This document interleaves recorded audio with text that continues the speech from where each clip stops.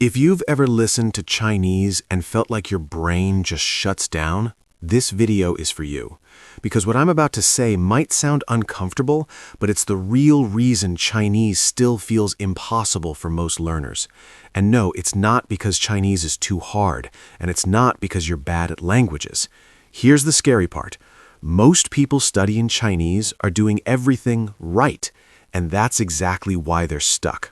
They memorize vocabulary, they watch lessons, they repeat phrases, they study grammar.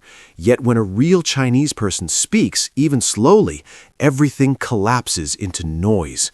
Let me show you why this happens, and more importantly, how to flip it. Imagine this.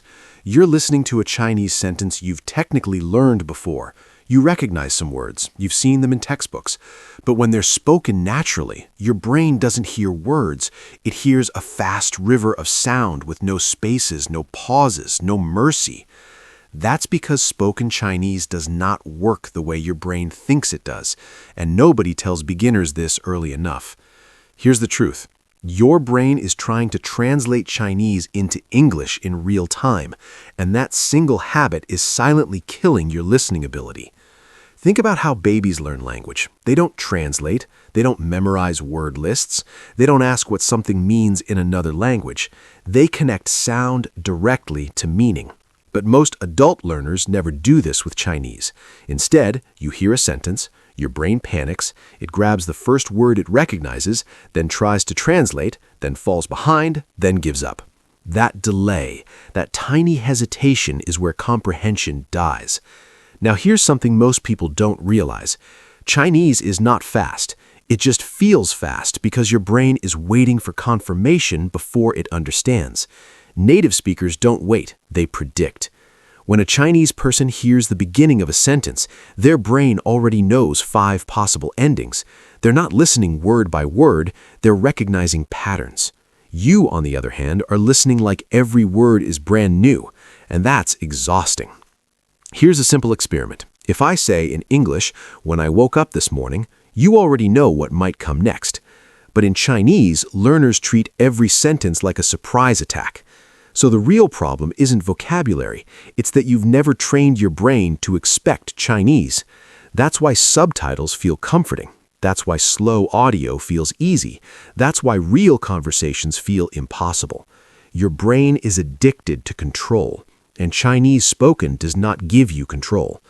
Now let me tell you the shift that changes everything. Stop trying to understand everything. That sounds dangerous, I know, but listen carefully.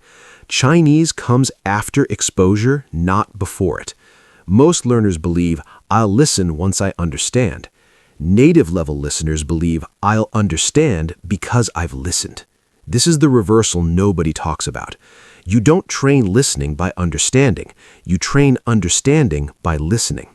At first, your job is not comprehension. Your job is familiarity. You need to hear Chinese so much that the sounds stop feeling foreign, even if you don't understand them yet. This is how music works. The first time you hear a song in another language, it's noise. The 10th time, it feels familiar. The 50th time, you start recognizing parts. Eventually, you understand lines without trying. Chinese works the same way, but only if you stop interrupting the process with translation. Here's what high-level learners do differently. They listen without pausing. They don't rewind every sentence. They don't chase meaning immediately. They let confusion exist. And that is incredibly uncomfortable at first, but that discomfort is growth. Because every time you sit inside confusion without panicking, your brain starts adapting. It starts grouping sounds together. It starts predicting tone patterns. It starts recognizing rhythm. This is why some people suddenly break through after months of feeling stuck. Nothing magical happened. Their brain finally stopped fighting the language. Let me be very clear. If Chinese feels fast, your brain is slow. Not stupid, just untrained. And training does not look like studying harder. It looks like listening more without pressure. If you take one thing from this video, let it be this. Stop asking, why don't I understand yet?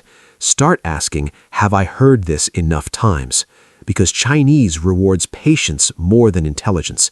And the moment you stop fighting the sound, Chinese starts fighting for you.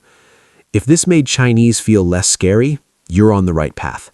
And the next time spoken Chinese sounds impossible, remember your brain is learning even when you think it's failing. That's how it's supposed to feel. And that's how fluency actually begins.